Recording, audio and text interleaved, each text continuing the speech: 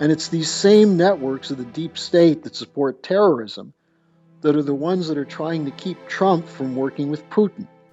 Hey friends, welcome back, and thank you so much for clicking play. Sean here from SGT Report, and it's my great pleasure to have back on the line Harley Schlanger, our friend from LaRouche Pack. Harley's been a longtime friend to SGT Report and a truther for humanity. So I guess, look, if you believe Sundar Pichai at Google, the CEO, who says there's no room for fake news at Google, then I guess you have to turn to SGT Report, because this is the real news, the truthful news. This is the stuff that undoubtedly will be labeled fake news by Google. Harley, welcome.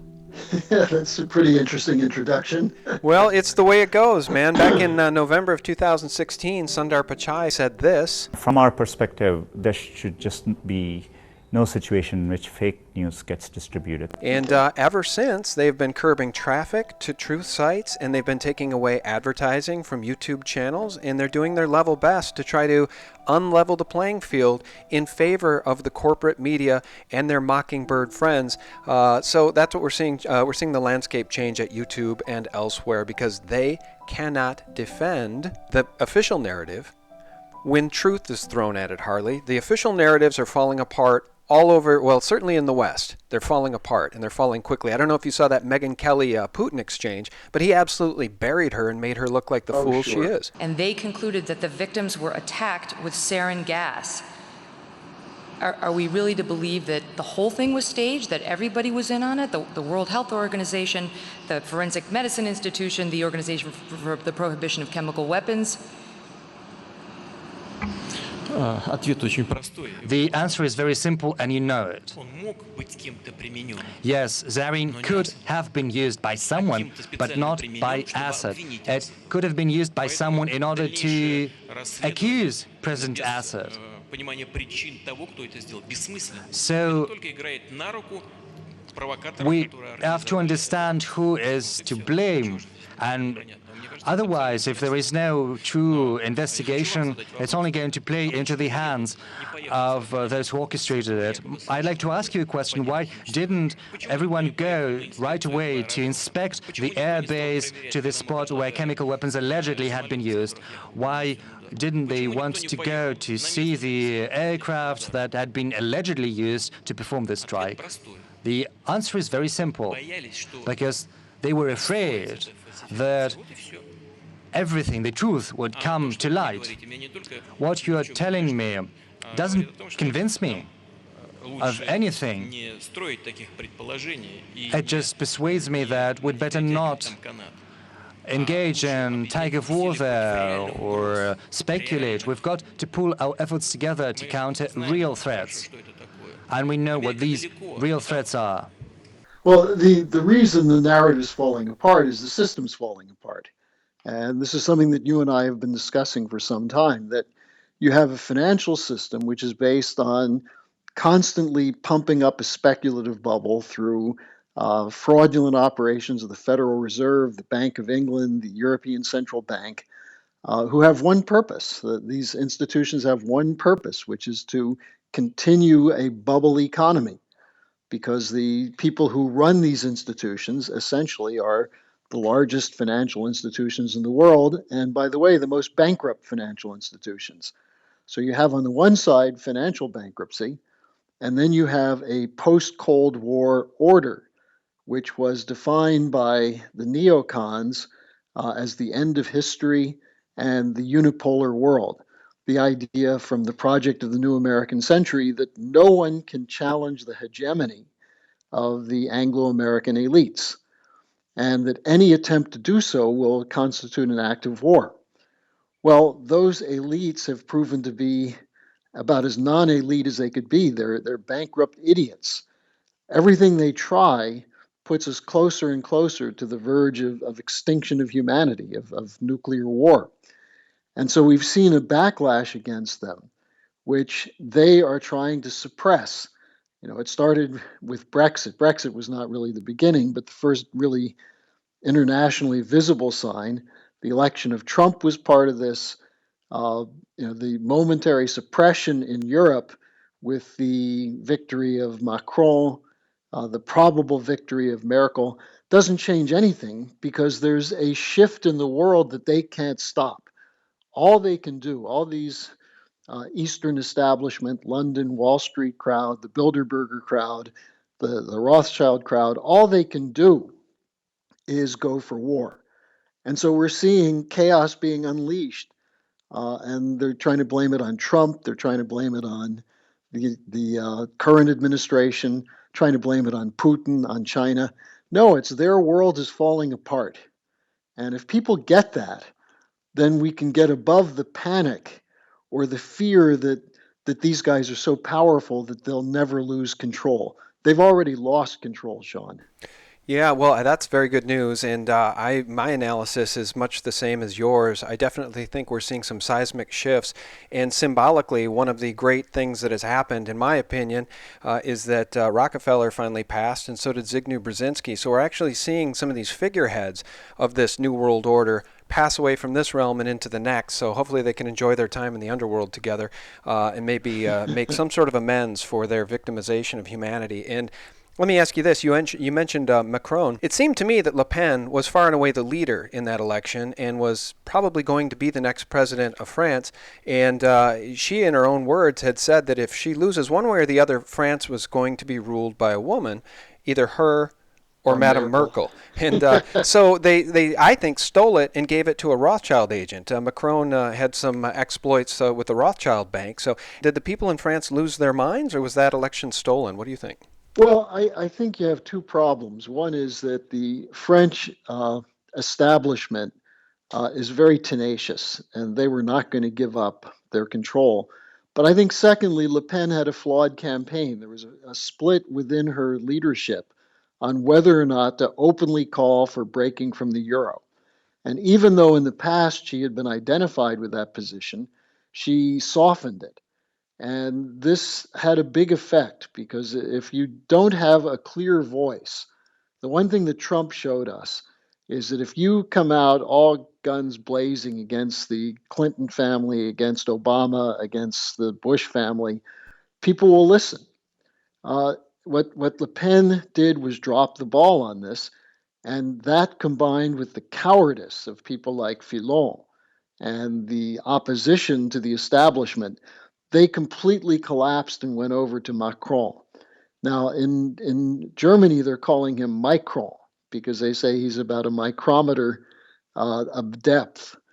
The Merkel question is an interesting one because Germany, on the one hand, is being put forward as the one remaining global power, globalist power, but there's total chaos inside the German institutions because you have a large delegation of German industries went to the St. Petersburg International Economic Forum.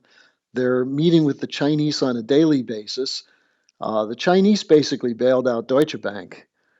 So you have a very interesting shift occurring in Germany, which is not yet registering in the polls. So I think, all the celebration of Macron's victory was premature. Similarly, the situation in England, where you have the elections coming up, this is a chaotic situation there. You've got anywhere between 10 and 25,000 jihadists living in London, in Manchester, and Sheffield. LaRouche has been reporting this for years. You want to shut down international terrorism, start with London. And remember, Theresa May was the interior minister. She presided over the growth of this terrorist force. So the situation in Europe is more chaotic than ever. And the one stabilizing force in the world right now is the economic growth perspective coming out of China, India, and Russia, the Eurasian perspective, which was on display at the Beijing One Belt, One Road conference about 3 weeks ago. And the question still remains, which way is Trump going to go? There's some things that are positive, some things that are not so positive, but you have to realize you've got a lot of guns pointed at him. When you look at the way the deep state is functioning, they are terrorized that the United States is going to break out from under this control. And we saw the reaction on the Paris Climate Conference. Right. We saw the reaction when Trump sent a delegation to China and said that the U.S. is very interested in collaborating with China on infrastructure. And we're still seeing the reverberations of Trump saying that the US and Russia should be talking. I mean, how uncontroversial should that statement be? And yet we've been seeing nothing but 8 to 10 months of constant lies and mudslinging and idiocy coming out of the media, out of both political parties on this whole Russia question. And I think Putin put it very well in the interview the other day with Megyn Kelly when he said, "Have you all lost your minds over there?" Yeah, I love the way he shoots straight. He's very intelligent, and he does not mince words. He had the audience there in his pocket. That audience just adored that exchange between he and she because, you know, she was representing only State Department and official talking points of the U.S. government and the DNC, as far as I could tell. So you wonder who Megyn Kelly works for. I guess she's the epitome of what we would call a mockingbird journalist at this point, because she's parroting talking points. She's not actually digging for truth. But Putin knows that, and he played his cards very well in that interview. And I guess one of the things I want to ask you is, as it pertains to the global economy, if what we're seeing, those of us who are awake in this country, is the paper tiger of the U.S. government and U.S. Hegemony, it's a paper tiger and it's being displayed for all to see. If this economy falls, if the stock market were to tumble. Right now, Bill Gross is saying the market risk is highest since before the 2008 crisis. And I quote him, he says, "Instead of buying low and selling high, you're buying high and crossing your fingers," end quote. So I guess my question is this, of course, you know, it's the biggest military in the world, but if the dollar fails, if the petrodollar dies, if this economy blows up, how is this government going to continue to fund this hegemony? Well, it can't. And the premise is the one that has to be looked at, which is how can they keep this going? And so far they've been keeping it going by lying, by continuing a narrative. The reports coming out on the one side of we're now poised for the strongest growth in the last 6 years. Well, that's not saying much. You know, the fact of the matter is that the only growth has been in parasitical, cancerous instruments. Yeah, military-industrial complex, for instance. Yeah, and the stock market, which is buoyed by low interest rates. What happens if the interest rates go up? The International Monetary Fund, which is usually not reliable, did put out an interesting report saying that if interest rates go up a couple points, you could see a bankruptcy of 20% of American corporations. The total volume of financial debt and non-financial debt, non-financial corporate debt is at record levels. It's at 14 plus trillion dollars right now, which is above the 11 trillion in mortgage-backed securities that blew out in 2008. The buildup of this debt was based on the quantitative easing policy of the Federal Reserve, which had one goal, which was to make sure there was enough liquidity available to the largest banks in the world so that they could continue to carry on their books at face value worthless financial instruments. And that's what we're paying for. Now, as long as people sit there and tolerate it, and as long as people will allow their pension funds to be poured into these worthless stocks, then they can sustain it for a while. But I think what we're seeing now is a shift toward real production in the world. That's what the Chinese are doing. And, you know, I'm not a big fan of the Chinese government system, but I am a big fan of what they're doing economically. They're creating credit through the local banks, through the state banks, the central government bank, the export import bank, and also private banks, largely devoted to building something: infrastructure, roads, railroads, nuclear power plants, space program, physical production. And that's not funny money. And it's a system that's working. They've just pledged somewhere in the range of $300 to $400 billion in new projects. And they're talking about much more than that. So we're seeing a shift. And there are people who say, well, we can't go to that shift because we need to keep having the turnover to give us 10 to 15 to 20% return. Well, the only way you get that kind of return is with Ponzi schemes, which eventually blow out. So we're caught between these two systems, one which is doomed to fail, And if it prevails, if the doomed system prevails, then we're going to see a global depression and war and possibly the extinction of humanity. On the other hand, if the United States comes to its senses and works with this emerging global power, and I don't just mean China, I mean there are a lot of nations that are moving in this direction. We see it with Italy, which is otherwise doomed. We're seeing it with Spain. Even the French. Macron sent a very strong delegation to Beijing to participate in the discussion. So that represents a way out for mankind. It's the old American system. So we've got to get on board with it. Okay, now I want to ask you this, and the only reason I'm asking is because, I respect your opinion so much, because you know what the naysayers say. The naysayers say that anybody who voted for Trump was just a dupe.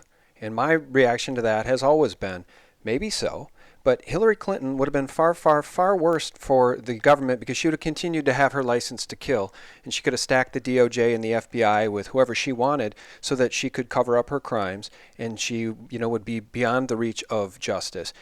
Number one, are you seeing any sign that Trump is coming and helping this country and the government come to its senses in terms of what we should be doing as opposed to what we've been doing since 2001 and prior? Number one. And number two, do you think Hillary Clinton is still beyond the reach of justice, or will justice finally be served for some of these people at the DNC? Well, let me start with the first one, because that's the most important one, because I think Hillary Clinton is doomed to be Hillary Clinton no matter what happens to her. And that's a pretty miserable sentence. I think what people are missing on the Trump question is that Trump never was the answer. It's just that he grasped something that all the pundits, the media, the political parties missed, which is that Americans were fed up with war. They were fed up with being lied to. They were fed up with being talked down to. And they were fed up with being suckers while banks were being bailed out and propped up with their life savings. So Trump understood that, and he spoke to that. Now, in terms of what he's actually doing, you can't ignore the fact that talking to Russia, talking to Putin, working together with the Russians against terrorism creates the potential to destroy the apparatus put in place by the British and the Americans over the last 40 years, which was a terrorist infrastructure. Yeah, and NATO. Yeah, and NATO, exactly. And Trump, for whatever else, whatever problems he has, is working with the Russians on that, and it's having an effect. The weakness in Trump is that you have an Anglo-Zionist Saudi operation, which is targeting Iran as the main enemy.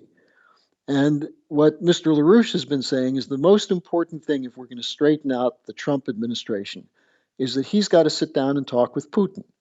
He's got to give Putin the same amount of time minimally as Megyn Kelly did to sit there and discuss, well, what is Iran? What is the source of terrorism?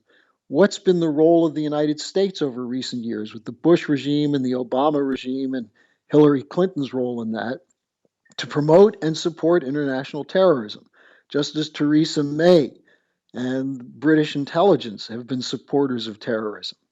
And it's these same networks of the deep state that support terrorism that are the ones that are trying to keep Trump from working with Putin. So the naysayers and all the others who say he's just another controlled asset of the financial institutions, well, there's an element of truth in that. But there's also a policy shift that's going on internationally, strategically, that's bigger than Trump and bigger than the United States. And to a certain extent, Trump is trying to attach himself to that. Right. And that's a survival strategy. Right. Because the other line, Sean, and I know you hear this all the time, well, Russia, China, they're still communists, they're still our enemies, they're still controlled by the Bilderbergers and the Rothschilds. And well, if that's the case, why is there so much effort from people like Brennan and Comey? And this guy Mueller's another foul ball. Obama, all the people who, those of us who are patriots, recognize as the enemy. Why is this enemy so intent on preventing Trump from working with Putin and Chinese. That's yeah. This is so interesting, and you just sparked a couple of thoughts. One of which is that I guess this Russian hack the elections meme is a twofold meme. It's a multi-strategy meme. One of which is to redirect the attention away from the criminality at the DNC itself, and Hillary Clinton in the Podesta WikiLeaks emails, etc. And number two, it's to prevent Trump from ever having real dialogue with Putin. It's meant to misdirect everyone to focus on Putin and Russia being a bad guy, to continue that false narrative as NATO continues to surround Russia and continues to beat the war drums of World War III. And what occurs to me, Harley, as we have this discussion, is that Trump is in a position, maybe because of his hubris, maybe because he's wired correctly, and maybe because he's not part of this new world order or the old world order, he is in a position to have a dialogue about NATO, about these war drums beating for World War III. A lot like Khrushchev and Kennedy did, which pulled us back from the brink of nuclear annihilation during the Cuban Missile Crisis. Sean, this is really important because the focus on this question of back channel and talking to the Russians, there are stories coming out now. There's one in Salon magazine about Bobby Kennedy meeting with the Russians before the JFK inauguration. Reagan had back channels. Bill Clinton had back channels. There's nothing unique or unusual or treasonous about this. In fact, you want a president to have connections where he can talk to people that, if it were public, it would interfere with the ability to actually have a real discussion. So what we're seeing is a complete fraud. The whole Russia did it. And it does operate on two levels. One is it does cover up for the fact that Hillary Clinton was a terrible candidate who would have been a disaster had she been elected. She couldn't connect with the American people, and instead they're blaming it on the Russians. But the more important point is the second one. There is this new emerging capability to break with the old global system, the free trade, corporate cartel, Nazi system, which is anti-growth, which is anti-nation state, anti-sovereignty. What we're seeing from the Chinese and the Russians is a defense of national sovereignty. Now, American patriots used to be committed to the idea of national sovereignty. And so the idea that we're no longer promoting that, but it's coming from supposedly our enemies, should cause people to take a look at how brainwashed we've become in the United States. Yeah. Now, this is the crucial point as far as I'm concerned and Mr. LaRouche is concerned, is that we could lose this opportunity because you have these purists sitting out there in their ivory towers saying the Bilderbergers control everything, or you're not attacking the Israelis enough, or the Rothschilds enough, or this or that.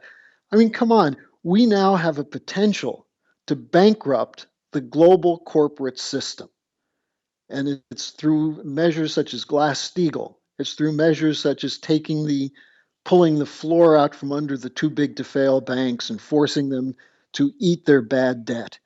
It's through breaking these free trade agreements, which are nothing but Ponzi schemes for the offshore corporate cartels and financial institutions. We have this potential now. The American people voted for someone who, at least in his promises, said that's what he's going to do. Now, if he hasn't done them already, what's the problem? Is it Trump? Well, partly, but there's a bigger problem. Every minute he's been in office, he's having to fend off these lies and these deep state attacks, which include people talking openly about killing him or impeaching him from before he became president. So, people should be rallying to support our nation and support the ideas of sovereignty and economic development, physical production, scientific advance. This is America. And if we see it mirrored in other countries successfully, such as what the Chinese are doing in Africa, for example, which is a miracle, they're connecting cities in Africa that have never been connected by rail because the colonialists only connected put rail in between the mines and the ports. So we're seeing a dramatic shift in a continent that's potentially extremely wealthy. There's the potential to mine the Arctic and the Russian tundra. There's so much that's available in terms of real physical production that we've got to make the United States an instrument of that international policy. And that's the way we're going to not only avoid war, but we're going to end the power of this globalist force that is basically anti-human. And let me just add one other thing on this, as long as we're talking about it. The Paris Climate Accord. I was just going to mention that. I wish Trump would come out and say, this is fake science. He said it during the campaign and in his presentation last week when he pulled the U.S. out, which was a good thing. But he sort of hedged and gave in a little bit. Well, maybe we'll renegotiate it. But he doesn't have to do that. The Paris Climate Accord is a bunch of nonsense. It's aimed at destroying physical production on the planet. That's right. And putting us back into a dark age. That's 100% right. And I've been talking a lot about this because people need to give him so much credit, the strength of character he showed by standing up to these maniacal world leaders at the G7 cannot be overstated. It took tremendous courage to stand his ground because, look, who came out after he said that we're bowing out of the Paris Accord? Everybody in the G7. And they literally said, oh, you actually don't have the ability to renegotiate it, so you can't get out of it. So there's that threat. But then Lloyd Blanc... But that's a good threat because we can now say, okay, well, so we won't bring them to their knees. That's right. Yeah. And so now we have somebody in the White House who's willing to do that, which takes a hell of a lot of courage. He did the same thing with NATO. I mean, he went to the NATO summit, and they were planning on pummeling him. And he just went there and he said, look, NATO should be fighting terrorism. You just had this attack in England. In the United Kingdom on the Grande concert, you have this explosion of international terrorism, and Trump is saying, let's focus on that. And they're saying, oh, he's telling us we have to pay more money, and he's disruptive. Well, we need a disruptive force. Well, again, though, their narratives are falling apart because their narrative is open borders, immigration, we all need to be as one and live in this happy blah, blah, blah. It's all this euphoric, utopian nonsense, which is actually, they want to bring the West to their knees by design. They want to bring these countries down by design with these, open borders and immigrants. You'll notice that all these immigrants coming in are all 20-something young men. We don't see any women and children coming over on these ships. So, Well, and I hope you noticed the other thing. Theresa May, in order to sound tough, said we're going to rip up any pretense of human rights. In other words, total police state. Now, if she's serious about that, why did she allow this character Abedi to stay free when his father was part of the Libyan Islamic Fighting Shield, which was the Al-Qaeda affiliate in Libya, who went back and forth between Britain and Libya, paid for by MI6? The same MI6 that's coming up with these fake dossiers about Trump being sexually blackmailed by Putin. These are always intelligence operations, just like the 7/7 bombing was. And I can play this soundbite from Peter Powers, who admitted on that day they were running drills of the exact same episodes, the exact same scenarios, in the exact same locations when these bombs went off, and the drill essentially became a live exercise. And he was literally shocked by it as he told the BBC this. Today we were running an exercise for a company, bearing in mind I'm now in the private sector, and we sat everybody down in the city, 1,000 people involved in the whole organisation, but the crisis team, and the most peculiar thing was we based our scenario on the simultaneous attacks on the Underground and mainline station. So we had to suddenly switch an exercise from fictional to real. Inevitably, these are intelligence operations in so many cases, and they're used by design to strip the people of rights. That's what they want to do. It's problem, reaction, solution, and people are waking up to it, Harley. Well, people are getting damn fed up. Whether you call it false flags or whatever you call it, the deeper intention is to make people pessimistic about the nature of man, that there's nothing you can do. These are religious fights. These are fundamental to human beings. You can never solve them. The Shia, Sunni, that's always been with us. All this is cooked up nonsense by intelligence agencies that have had thousands of years to perfect it. From going back to the time of the Roman Empire, the British came up with a strategy to avoid the problem of Rome, which is that you get people to brainwash people so they'll police themselves, so you don't need to send your troops. And we see this over and over and over. Now, it's a credit to the American people that in spite of all the media operations during the presidential campaign, which caused a lot of Republicans to get weak knees about Trump, that people still voted for him. He won the presidency based on the way the American system works. Now, one of his big problems is the Republican Party, because you got a lot of these globalists and Wall Street guys in the Republican Party who are saying, look, you're in trouble because of this foreign intervention on your part. Drop that and let's just get back to the US side of things. And Trump, to his credit, is standing up to that also. And he's continuing on this tour that he did, especially the European side of it, the Paris Climate Conference. He's standing firm. But as I said, I'm not here to say Trump's the greatest president in the world. I think he has an opportunity to be one of the great presidents. But we have to acknowledge that he is breaking the old system. And it's a system that's breaking down on its own, and he's giving it a push. That's what's so serendipitous about this. At this moment in history, the system is literally falling apart. And you mentioned earlier in the interview that it's a Nazi system, and that really resonates with me because, you guys at LaRouche talk a lot about the royals, the British Empire, and I've never given that as much credence. I've always thought it is really more of a Rothschild, Israel, neocon, Zionist kind of empire with the Vatican in there, obviously, and then the British royals. But you know what I didn't realize, Harley? And I just find it super fascinating. Let me play this soundbite. This is Justin Trudeau being sworn in as Prime Minister of Canada, swearing his allegiance to the Queen. I, Justin P.J. Trudeau, do solemnly and sincerely swear that I shall be a true and faithful servant to Her Majesty Queen Elizabeth II as a member of Her Majesty's Privy Council for Canada. I shall keep secret all matters committed and revealed to me in this capacity or that shall be secretly treated of in Council.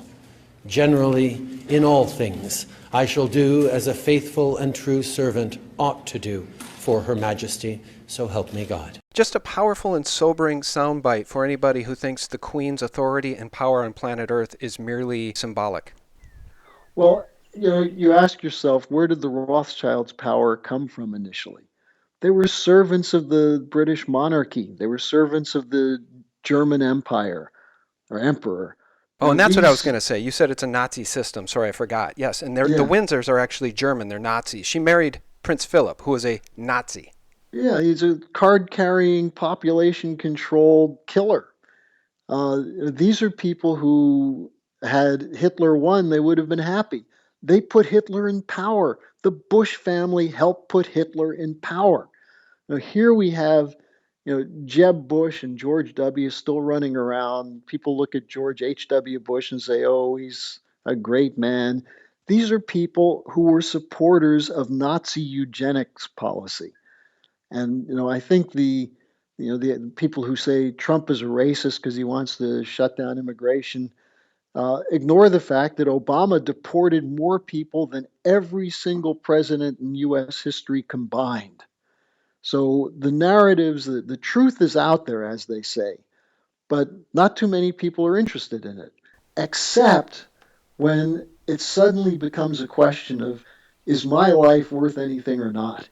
And at that point, some people start to think about such things as their posterity, their children, their grandchildren.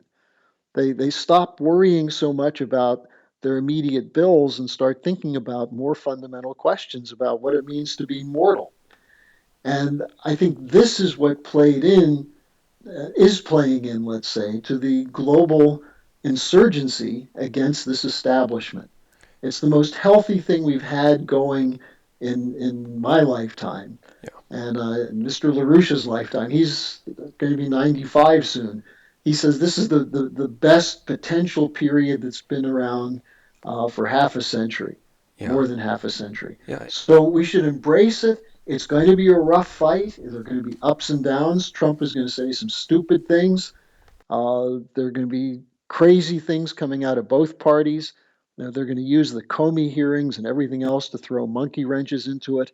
But keep your eye on the big picture and fight for this change to break away from this old paradigm.